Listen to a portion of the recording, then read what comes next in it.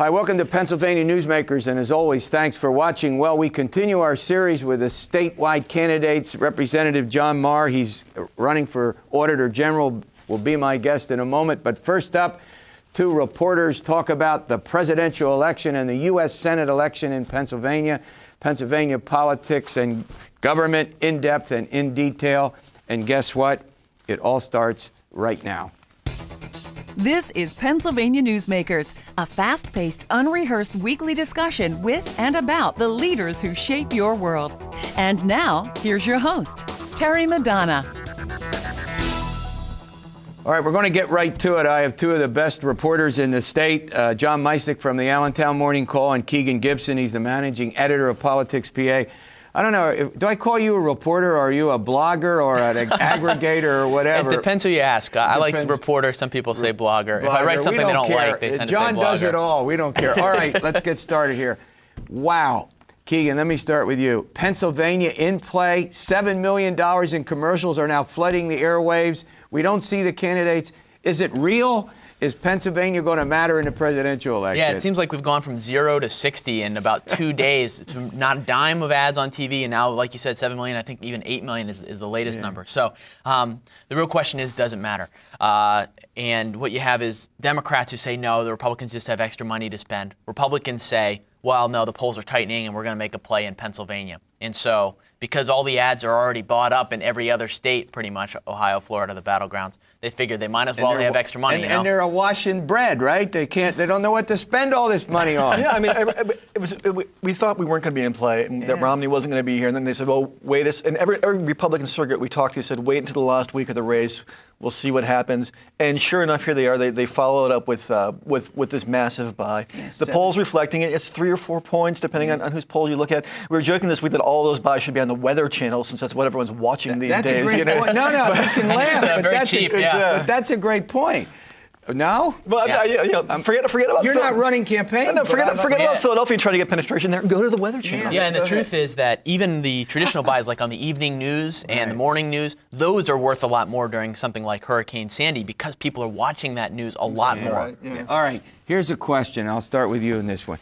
Is this a feint? That's all I hear. It's a feint. Like Mitt Romney's campaign saying, we want to tie Barack Obama down to PA so we can win Ohio? Or do you think it's sort of a default state, meaning it's hard to get Mitt Romney to the presidency without either Ohio or Pennsylvania because of the side? Who wants to go? Okay.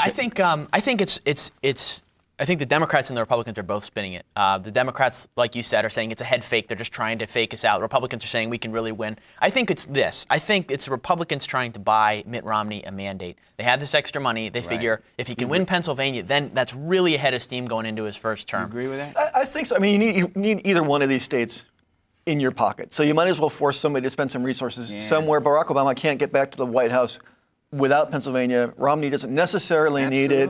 So, I think we're now kind of like that's like we pick up the spare. I think is what Pennsylvania is. They pick up the spare. Yeah, and the truth is that we're the surrogate state. We were. There's not a single candidate on the ground, but tag Romney. That's my next question. Yeah. With what? As this airs over the state, 3-4 days to go. Are they going to? Will they get here? I doubt it. They may get here between the time this airs. I don't want to have egg on my face, but I think it's unlikely. And the reason is because of Hurricane Sandy, those candidates were off the campaign trail for 2 days. They got to play a lot of catch up in the traditional battlegrounds, the ones they've been fighting over. So you think they're going to spend? All right, we're going to run to a break. When we come back, I want to talk about the Senate race, topsy-turvy, up, down, up. We're going to talk a little bit about the Casey Smith race following these words. This broadcast of Pennsylvania Newsmakers is presented by the Pennsylvania Chamber of Business and Industry, the statewide voice of business, and by the Pennsylvania Business Council Education Foundation, educating citizens and business leaders about important public policy issues and civic affairs.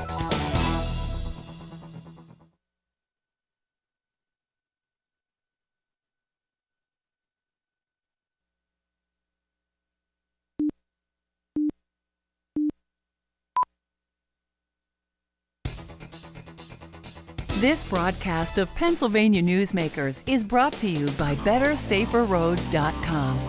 To voice your support for safer highways and less traffic congestion, visit bettersaferroads.com. And by the Pennsylvania Manufacturers Association. Business in Pennsylvania is our business. Welcome back to the program with John Micek and Keegan Gibson, both journalists. John Maher, who's running for Auditor General, will be on the program in a few minutes. All right, let's go. Casey Smith, Bob Casey, incumbent senator, Tom Smith, the challenger, the coal mine magnate, I think I can put it that way. Gee, all of a sudden we have a race that with both of them, it was the airwaves, but no real campaign. Yeah, all it took was Ed Rendell to go out in public for a couple of days and remind Senator Casey that he had an election to run in, and that seemed to work. I mean, in these last couple of weeks, we've seen Senator Casey get energized in a way that he hasn't been before. He's kind of content to run as the incumbent, run as the front runner. Well, hey, guess what? Turned out that he wasn't exactly the front runner. The race tightened up. Now it's a little bit broader. Still going to be very competitive down to these last days. Mr. Smith, a lot of money. All right, here's the point. Smith airs millions of dollars of commercials, puts his own money in. They're all portraying Casey as Senator Zero, as most ineffective. Yeah. For weeks, there's no response. Yeah. Except to call Smith Tea Party Tom, Tea Party Tom. Which is kind of catchy, actually. Not too bad but for it didn't defend Casey. Yeah, but I mean, Casey didn't defend himself. So we were just talking about how it was a sleeper for almost the whole session, or this whole cycle, and now all of a sudden it's a close race. That hurt Casey because, number one, he was kind of pushing this narrative that it's a wash, that he's going to run away with it. It's hard to raise money. It's hard to buy TV ads. It's hard to really get your supporters energized when they think, oh, it's a gimme. So Casey had slow fundraising because nobody in D.C., nobody in Harrisburg thought he was going to have a tough race. And now all of a sudden, Tom Smith throws $17 million into his own campaign, and all of a sudden, Casey's getting outgunned. But John, he also, Senator Casey also spent a good bit of time. He sort of did what Harris Wofford did way back in the early 90s, where he wanted to learn the job. I'm not defending him, I'm just saying he went to Washington, he wasn't omnipresent, he didn't, he was focusing on his job as senator. Unlike Ed Rendell and the late R.O. Inspector, you couldn't keep him out of Pennsylvania County, right? You would follow him around. You'd be tired at the end of the day. The problem was, though, is that because he did that, and that was a very sort of Bob Casey thing to do, when it came time to explain what he'd been doing for the last 5.5 years, no one really knew. I mean, he'd been doing kind of judicial appointments, he'd been doing agriculture stuff, but there wasn't really a clear articulation of how he'd spent his time until the last couple of weeks when he ran that very effective Harley ad, said, I'm Bob Casey, I did this, I did this, I did this. Here's 3 things, Mr. and Mrs. Pennsylvania, which is the clearest articulation of the stuff that he's done. Yeah, it's frustrating because Casey, makes news regularly, has for the last 6 years in all these local papers. Bob Casey helps with flood control in Northeast, yada, yada, yada, all this local interest stuff. But they didn't make the connection that when the bright lights of a campaign are on, in that 4 months, it's what did you do? What have you done for me lately? That's how you win a campaign. And I think they got caught sleeping, but I think they've woken up, and I think the polls all now 7, 8, 9, 10. Casey's emerged, and is that largely been this response, John, the commercials and the point you're talking about, the engagement that we've seen out of Casey? I think that's partly it. Yeah. Yeah. Nothing about. We had one debate. I don't think. I think it aired during the Eagles and the Steelers games on Sunday. Yeah, so you don't think the one debate, even though the bloggers were going crazy, And not 2 guys to set an audience exactly alight either. All right, one quick question before I let you go. The congressional races, other than out in the west, out in the western part of Pennsylvania, in the Rothfuss 12th CD race, I'm getting that all right. Is there any big likelihood of an upset any of you see? Nah, I don't think any other incumbent in Pennsylvania has a chance to lose except Mark Critz. John, you covered this. A lot of Republicans safe because of gerrymandering, right? Yes. Do I got that right? Yeah, I mean these seats have been shored up. The one where it could get maybe a little interesting is in the 8th, but again, I think Keegan's right. The 12th is the race to watch here. Okay, so bottom line, Obama, tough fight. He's got about a 4 or 5 point lead. Still a tough hurdle for Mitt Romney to get over, right? Mm-hmm. Yeah. Casey has the edge going into this election, you agree? Yes. And the Republicans will still control the congressional delegation 12-6. Yeah, or 13-5. Or 13-5. You all agree there? Mm-hmm. All right, great update. All right, John Maher's coming up. He's running for Auditor General. We'll be back in a moment. This broadcast of Pennsylvania Newsmakers is brought to you by Pennsylvania Credit Union Association. Pennsylvania Credit Unions, where people are worth more than money. To find a credit union that is right for you, check out ibelong.org. And by the Energy Association of Pennsylvania, Pennsylvania's energy information source.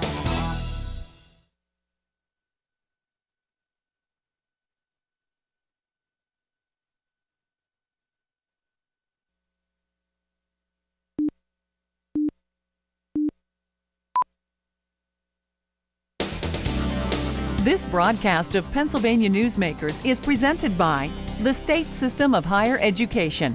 14 state-owned universities. The state system is the largest provider of higher education in Pennsylvania. And by the Hospital and Health System Association of Pennsylvania, working towards a healthy Pennsylvania. Hi, welcome back to the program. Well, as I said, we continue our series we've invited the statewide candidates for office. We're going to give them about the same amount of time to talk. Who are they? Why are they running?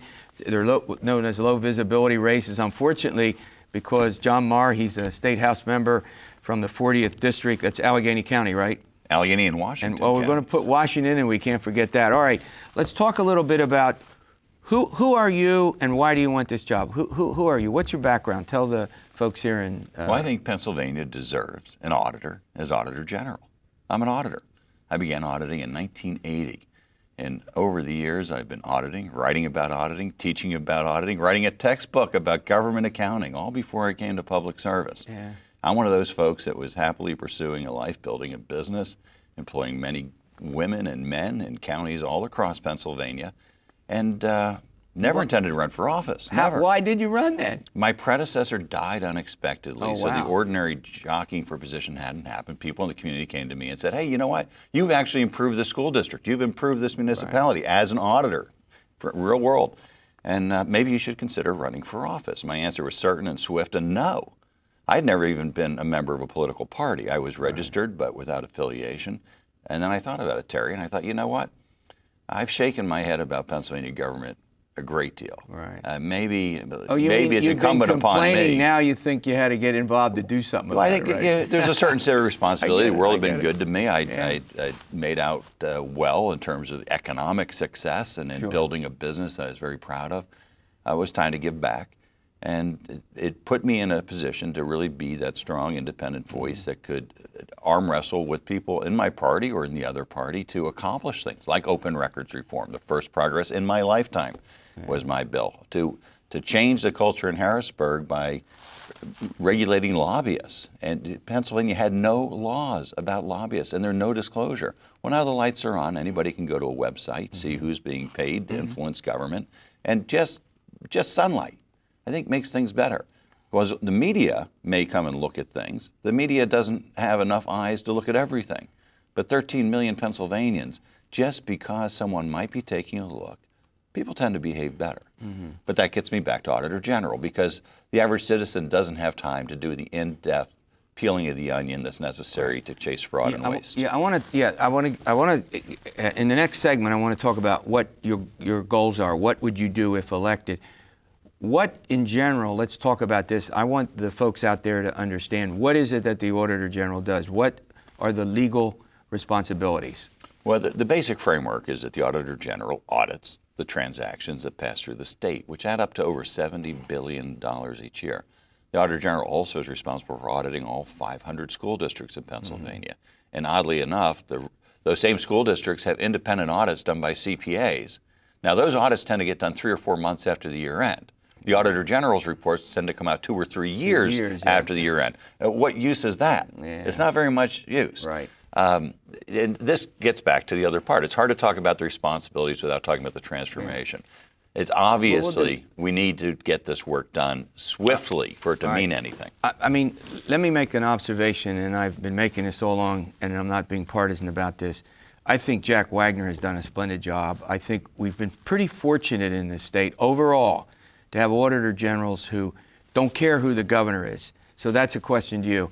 Regardless of who the governor is, are you prepared to say if the administration in some bureau in some department is not, doing what they should be, would John Maher call him on it, and would John Maher produce a report regardless of political party? I mean, I think that's a fair question. It's a fair question, and I think I've got a proven track record that I'm not terribly concerned about who the governor is, or I stand up and say the things I believe need to be said. Yeah. And for instance, this year there were some differences between me and the governor. Some of them dealt with Marcellus, some of them dealt with open records, some of them, a variety of subjects, and these are public and known. But just because someone's in the same party doesn't mean we're always going to agree. But I think at the end of the day, CPA, I am a CPA. Do you know why it's certified public accountant? Right. Because the CPA's duty is to the public. It's the only profession where your duty is different than the person that pays you. So CPAs are experienced in having that independent attitude and healthy skepticism. And I'm going to bring that CPA's duty of telling the public the truth to the Auditor General's office. We're going to go to a break. I want you to get into a little bit of detail about what you would do if elected. But here's a question that I've been asking everybody, all the row office, all the statewide candidates. If elected, you going to run for another job within the 4-year term? I'm an auditor. To be Auditor General is what I'm aiming to do. I'm being consistent. And when I do this job well, I assure you there'll be people in both parties that will be very happy to ensure I'm never elected to anything again. They don't want you in another job. That's right. All right, we're talking with John Maher. He's running for Auditor General of the state of Pennsylvania. We'll take a little break and then we'll say what goals you have, what are some of the specifics you would do if elected. This broadcast of Pennsylvania Newsmakers is presented by Highmark Blue Shield, changing the way health plans work for business with a variety of plan options for employers and more choices for employees. Information is available at highmark.com. Have a greater hand in your company's health. And by the Pennsylvania Healthcare Association, the future of long-term care.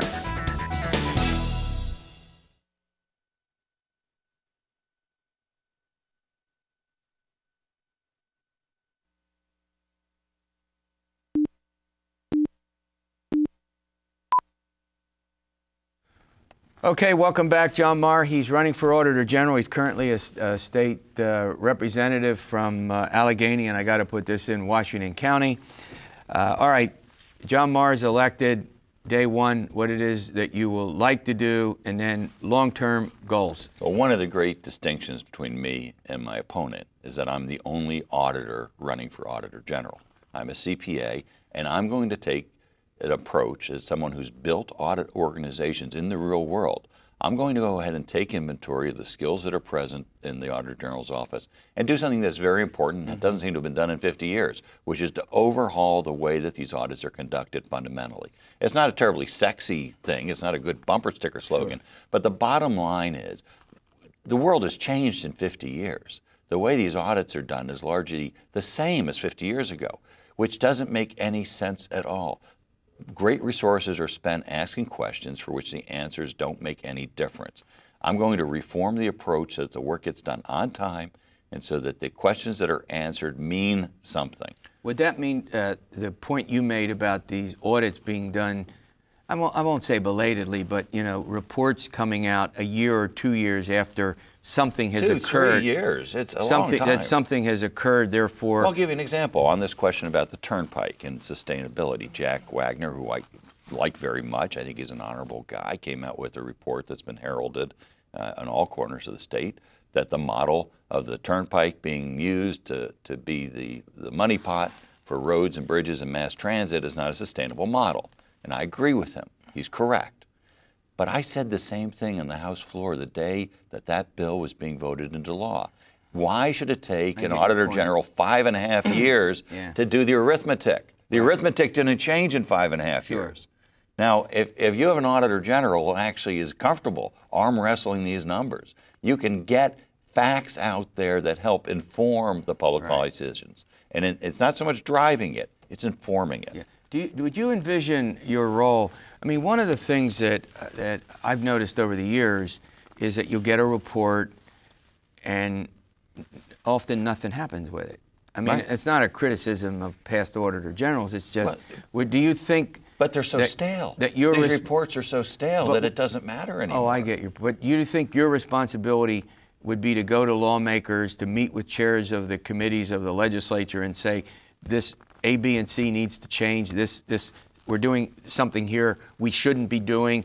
and begin to press the lawmakers to make change? Often if the public has information, the facts themselves scream for the changes that are necessary. But we don't when seem it's to 3 years often get it. later and it's 4 years later, the most popular answer is that person doesn't work here anymore, or we've already changed things. So you need to have a timely analysis for it to be a meaningful tool. I mean, I was just thinking, and I read these reports. I don't necessarily, given what I do, I don't follow up and see if there has been legislative action to deal with the problem. And you're suggesting that there's been relatively little legislative action when a report shows that there's a systemic problem somewhere. You're saying there's usually a welfare fraud is an exception, Yeah. but otherwise it's hard to come up with very much that has actually been changed prospectively. Whereas a CPA in the real world, you come to your client and sure, you're doing the cop job of making sure things are honest, but you're also doing the coach job of here's how it could be better. But that here's how it can be better coaching is only useful if it's timely. If time has gone by, it doesn't mean anything. Let me push another area. I noticed that state officers often come in and they look at and they have a priority. It could be welfare fraud. It could be a problem with one department or agency. Given the fact that you spent all these years in the legislature, is there an area or two of state government that you think going into it would especially deserve your attention? Absolutely. The Marcellus development is a blessing and a risk. The legislature has passed laws that deal with new environmental standards. The departments have passed regulations that create new environmental standards. But 10 years ago, there were only a dozen wells or so a year being drilled in Pennsylvania. So there wasn't a great system to track whether each well was getting all the sets of eyeballs and checks and measures through the process. And so the administration admitted that the system they inherited from the prior administration was not designed for 1,000 wells a year. Just was not. They're saying they're building a system. I'm glad they are. But an Auditor General should come in and make sure that that system is functioning as intended so that the alarm bells, when they go, if there's something that's going wrong, let's not learn 4 years later. Let's make sure that that's being tended to immediately, because the environmental consequences of somebody failing to do their job on the enforcement could be things that last for decades. So let's make sure that the checks and balances are built in. And auditors build systems like that all the time. Yeah, we got about 50 seconds left. Another area besides Marcellus Shale that you think deserves attention? Well, I get back to education funding. The less money that's spent in the back room, the more money that can be spent in the classroom. But your viewers can learn a whole lot more just by going to cpa4pa.com. All right. Well, look. Thanks for coming on a program. Look, we've been, I think, very fortunate. We've got 5 of the 6 candidates that come in. We felt an obligation to let them make their case without a lot of interruptions by the host. Did I just say that? The host interrupts.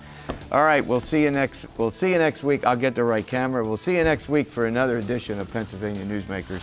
And as always, stay well.